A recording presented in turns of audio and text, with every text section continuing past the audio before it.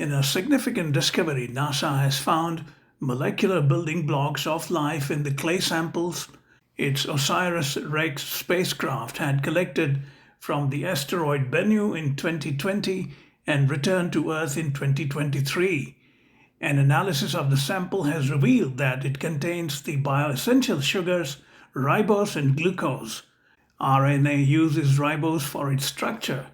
Glucose provides cells with energy and it's used to make fibers like cellulose, a structural component of cell walls. According to NASA, the discovery suggests that these sample sugars were brought to the early Earth by meteorites.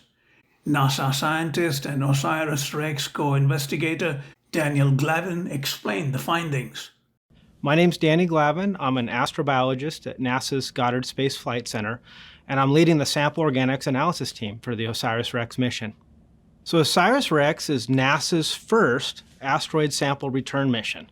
Launched in 2016, rendezvoused with asteroid Bennu in 2018, collected a sample from the surface of the asteroid in 2020, and then brought it back to Earth where it landed in Utah in 2023.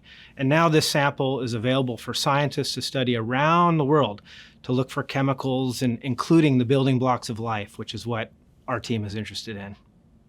So our team, which included an international group of scientists led by our colleagues in Japan at Tohoku University, discovered evidence for bioessential sugars, sugar molecules essential for life, in the samples returned from asteroid Bennu. We actually found 6 different sugars, including 2, ribose and glucose, that are fundamental for life as we know it. The reason that this discovery of ribose and glucose is so exciting is ribose is actually a fundamental component of nucleic acids. It forms the sugar phosphate backbone of RNA. Glucose is an important source of energy for all living organisms. And this is the first discovery of glucose in any astromaterial. So this is truly exciting, a very big surprise. We weren't expecting to find this in the Bennu samples. This discovery of these bioessential sugars was led by our colleagues in Japan on the OSIRIS-Rex mission from Tohoku University, Hokkaido University, and JAMSTEC. We helped them at NASA crush the samples to provide them with the powder where they did the extractions in Japan, and were able to detect these sugars, including ribose and glucose, using these gas chromatography, mass spectrometry techniques. Yeah, so this discovery really builds on some of the earlier findings of the mission.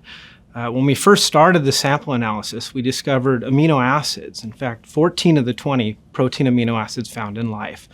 And we also found the nucleobases. These are the components of the genetic code in DNA and RNA, all 5, in fact, and phosphates. So we had all the components that we needed to make proteins and enzymes, and almost all of the components we needed to make RNA. We have the phosphate and the nucleobase, but not the sugar.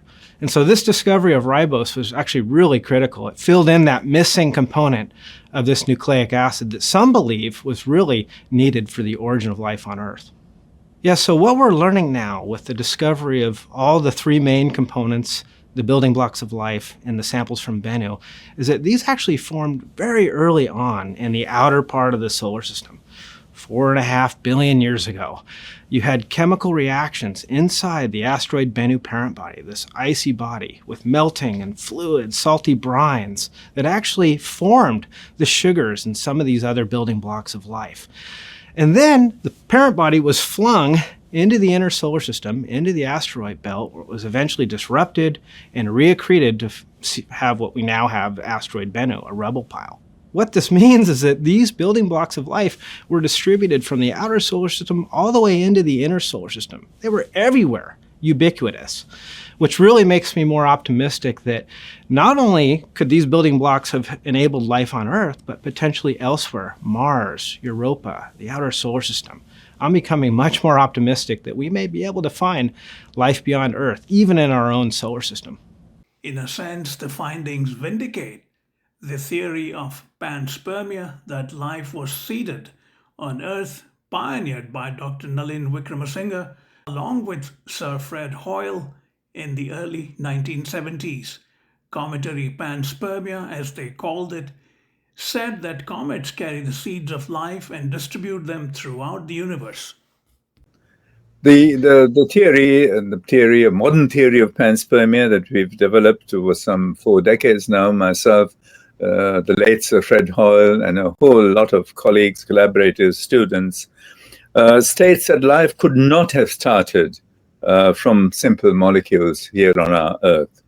The odds against that process are, we have demonstrated quite convincingly, the odds are just super astronomical against this process happening.